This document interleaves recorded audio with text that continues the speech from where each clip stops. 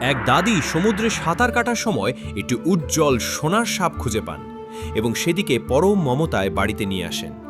বাড়িতে আসার পর সাপটি থেকে অদ্ভুত আলো বের হয় এবং সেটি বিশাল আকার ধারণ করে একটি জাদুর দরজা খুলে দেয়।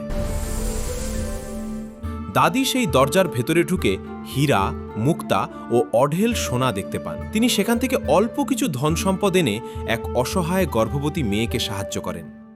কিন্তু এই পুরো ঘটনাটি এক লোভী দাদা আড়াল থেকে দেখে ফেলে। সে সুযোগ বুঝে সাপটিকে বন্দি করে নিজের বাড়িতে নিয়ে যায় এবং প্রাণের ভয়ে সাপটিকে দিয়ে পুনরায় জাদুর দরজাটি খুলতে বাধ্য করে।